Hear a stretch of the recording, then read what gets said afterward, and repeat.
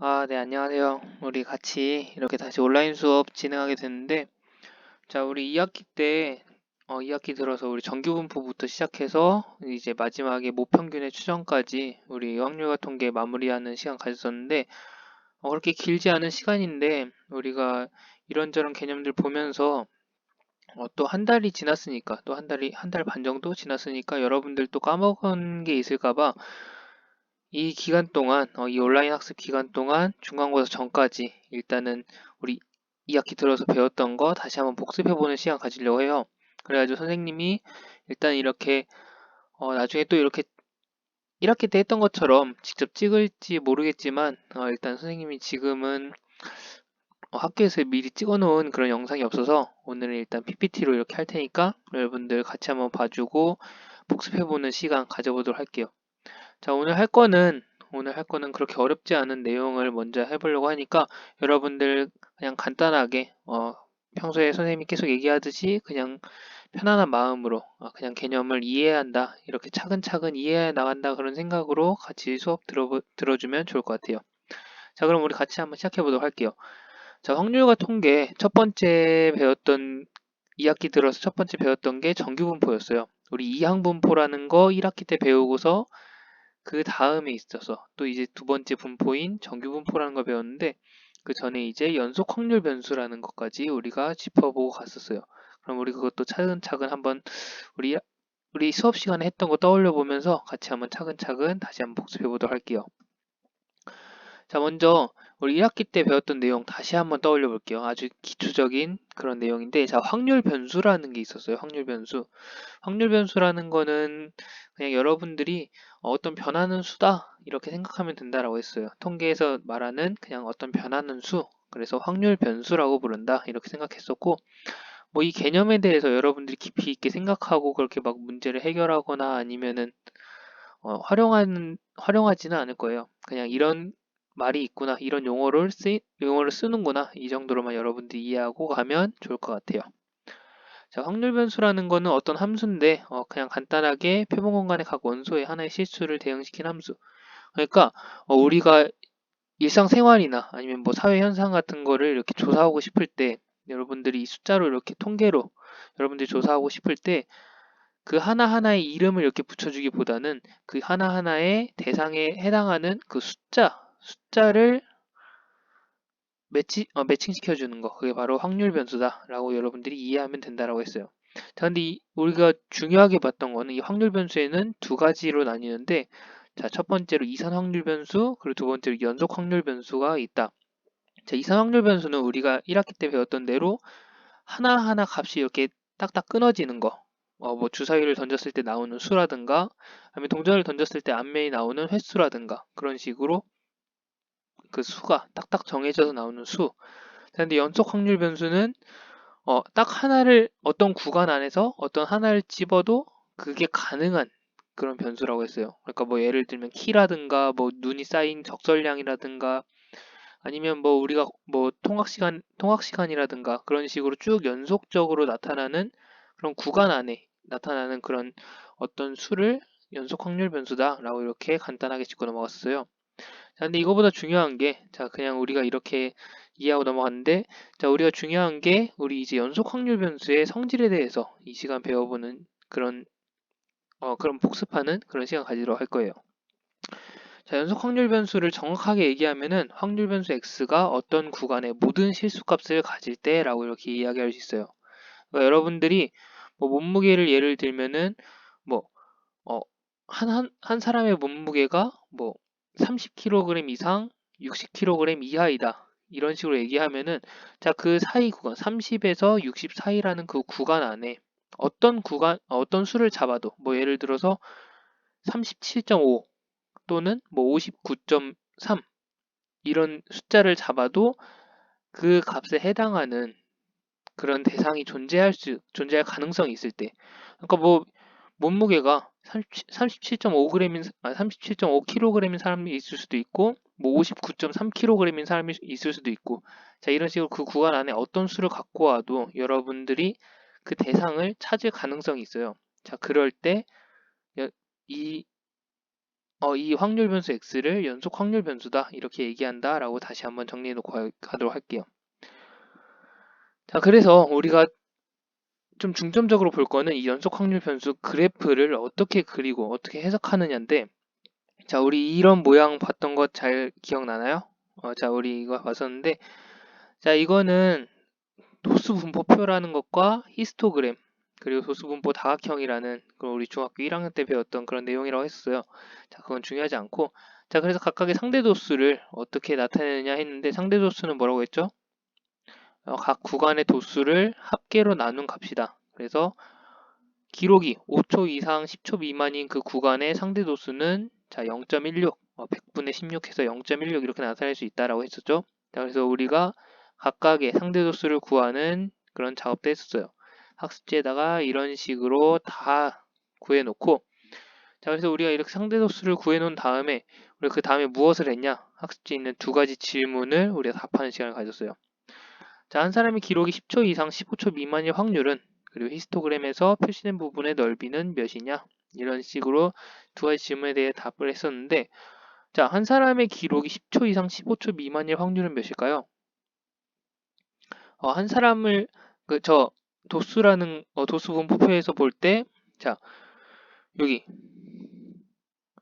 100명 중에 전체 100명 중에 10초 이상 15초 미만일 확률은 100명 중에 22명이니까 100명 중에 22명, 그래서 100분의 22 하면은 0.22가 된다. 이렇게 우리가 확률을 구할 수 있죠. 자, 근데 히스토그램에서 표시된 부분의 넓이는 어떻게 구하느냐? 자, 저 표시된 부분의 넓이는 우리 저 부분 직사각형이니까, 자, 여기 가로 곱하기 세로 하면 되겠죠? 자, 가로가 5, 세로는 여기 지금 상대도수로 나타낸 표이기 때문에 세로는 여기 10에서 15 사이 그 구간에 해당하는 상대도수 0.22가 해당돼요. 그래서 넓이는 0.22 곱하기 5는 1.1이다. 이런 식으로 나타나게 됐어요. 근데 우리가 이걸 왜 하느냐? 자, 이산 확률 변수는 우리가 확률 분포표를 이용해서 간단하게 우리가 뭐 다 이렇게 분석해낼 수 있었어요. 자, 그런데 연속 확률 변수는 그게 다 이렇게 수가 딱딱 끊어지는 그런 걸로 나타나지 않기 때문에 표를 그릴 수가 없어요. 자, 그래서 우리가 무엇을 이용하냐? 바로 이런 형태의 그래프를 이용하게 돼요. 자, 그래프를 이용하는데 그래프가 도대체 어느 정도는 쓸모 있어야 어느 정도의 확률은 이렇게 보여줘야 할 건데, 자, 지금 보니까 그래프가 이 넓이를 이용하면, 자, 이 높이를 이용하기에는 우리가 조금 애매하고, 자, 이 넓이를 이용해서 이 구간의 확률을 구하겠다라고 볼 수 있는데, 자, 이 구간의 넓이를 구하니까 1.1. 근데 이 확률은 0.22. 그래가지고 이 둘 사이 차이가 생기게 돼요. 자, 그래서 얘를 1.1이라는 수치를 0.22로 우리가 맞춰주겠다. 그런 작업이 필요하겠다. 우리가 그렇게 볼 수 있어요. 자, 그래서 이걸 어떻게 했느냐? 자, 그냥 간단하게 생각해서 여기 0.22가 어디 있어요? 여기 있죠, 여기. 높이. 여기 있잖아요, 여기. 자, 그래서 이 곱하기 5를 거꾸로 되돌려주면 되겠다. 저 곱하기 5를 거꾸로 되돌려주면 뭘 하면 되죠? 나누기 5를 해서 우리가 해주면 되겠다. 자, 5라는 거는 이 구간의 크기이기 때문에, 구간 사이의 길이이기 때문에 우리가 어떤 식으로 바꾸느냐? 자, 이제 그래프의 그림을 조금 바꿔줘서, 자, 계급의 크기로 나눠준. 그러니까 여기서 따지면 이 5라는 그 크기로 나눠준 새로운 그래프를 그려내겠다라고 할 수 있어요.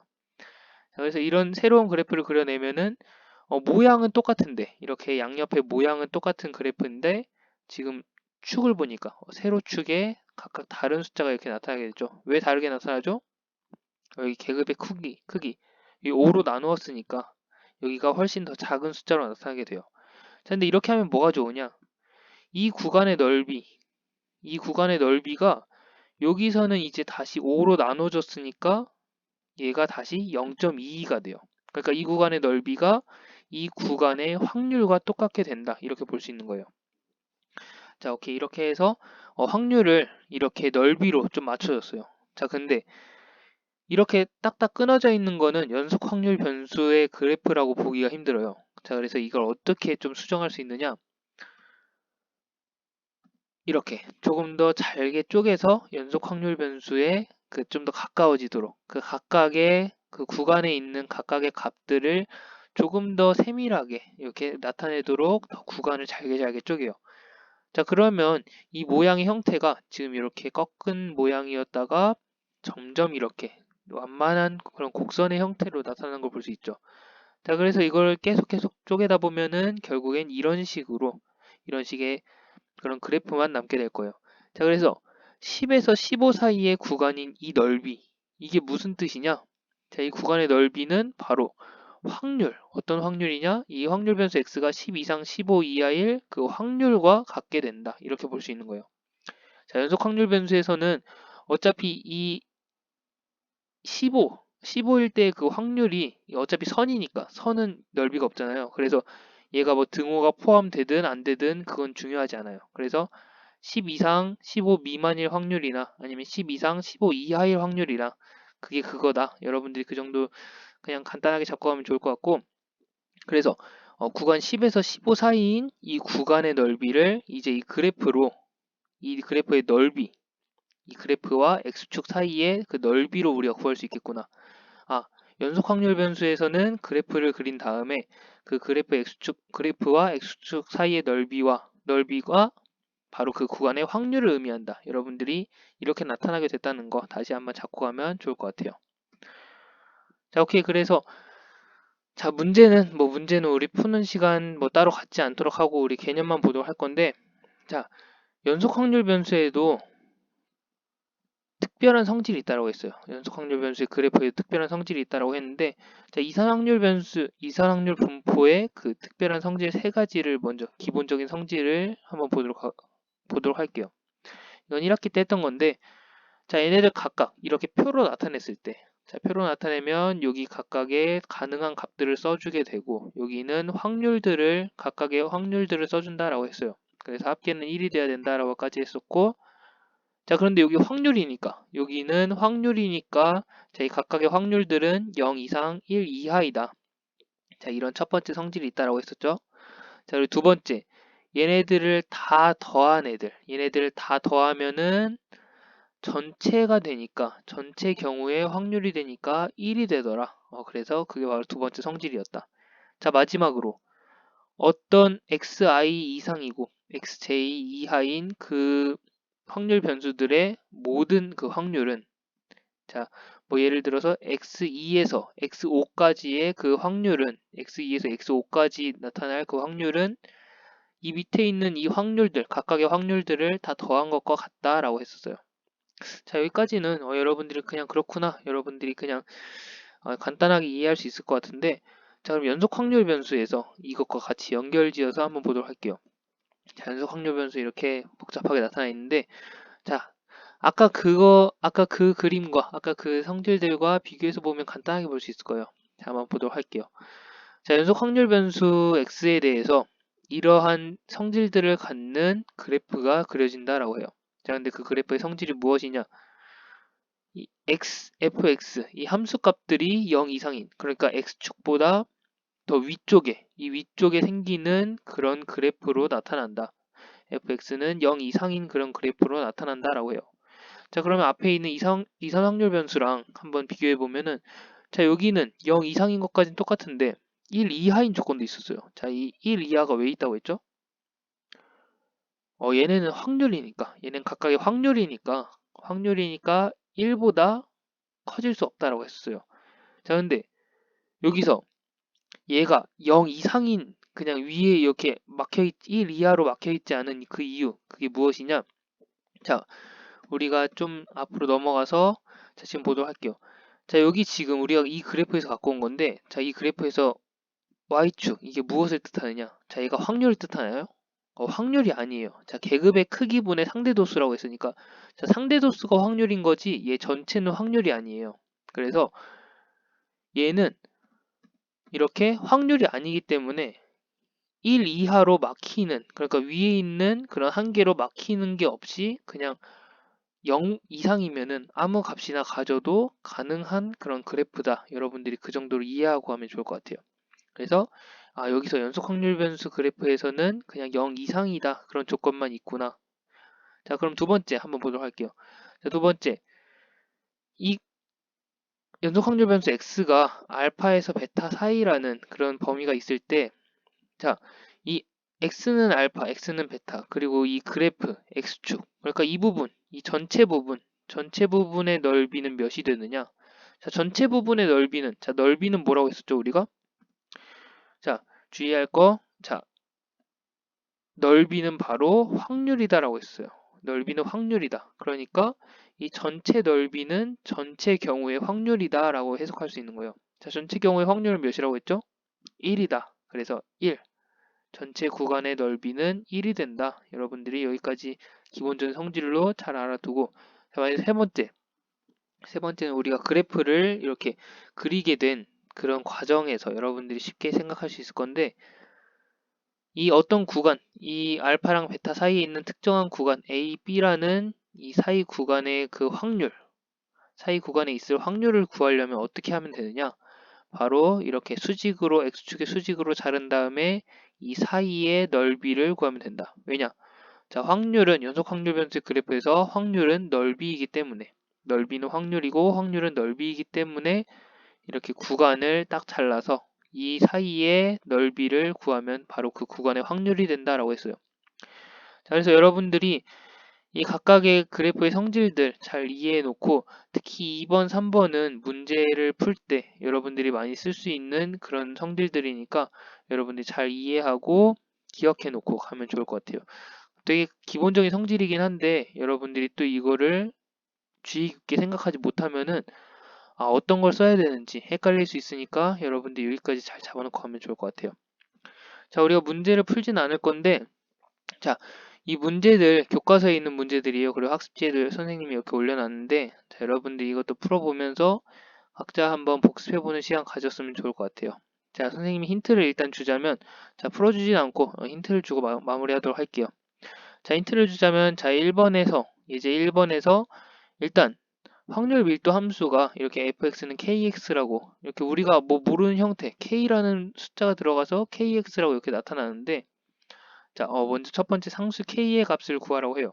자, 여러분들이 연속 확률 변수, 이 확률 밀도 함수 그래프가 이렇게 주어졌을 때 여러분들이 모르는 어떤 수가 있다. 자, 이럴 때 어떻게 하느냐? 바로 우리가 이전으로 돌아가서 이 성질 중에 하나를 쓰면 되는데, 어떤 성질을 쓰면 좋을까요? 자, 이 구간은 우리가 지금 정해져 있지 않으니까 얘는 쓸 수가 없고, 얘는 뭐 별로 의미가 없고, 자, 그러면 얘가 좀 쓸만할 텐데, 자, 얘를 어떻게 쓰느냐? 전체 구간 0에서 2 사이인 그 구간을 여러분들이 한번 그려보고, KX라는 거는 여러분들이 쉽게 그릴 수 있을 거예요. 자, 이걸 한번 그려보고 이 구간 사이의 그 전체 넓이가 1이 돼야 된다. 그래서 그 구간 사이의 넓이를 1로 만들어주는 그 K의 값을 구한다면은 여러분들이 쉽게 구할 수 있을 거예요. 자, 그리고 그 K 값을 구한 다음에 이제 그 확률을 구한다면은 여러분들이 이 확률 구하는 것까지도 어렵지 않게 해낼 수 있을 겁니다. 자, 그래서 예제 1번과 예제 2번까지 여러분들이 한번 해보도록 하고, 혹시 여러분들이 여기까지는 잘 이해하고 갈 수 있을 거라 생각하는데, 조금 더 이렇게 생각하다가 더 궁금한 점이 생기거나 아니면은 이해가 안 되는 부분이 있다, 아직 이해가 좀 부족한 부분이 있다 싶으면 선생님한테 언제든지 메일이나 카톡 하면은 선생님이 다시 한번 설명해주고 알려주도록 할게요. 자, 그러면 오늘도 배웠던 내용들 되게 간단하긴 한데 잘 복습해 놓고, 그리고 꼭 한번 문제 풀어보면서 다시 한번 개념 잡아보는 시간 갖길 바래요. 자, 그러면 다음 시간에 다시 한번 보도록 할게요.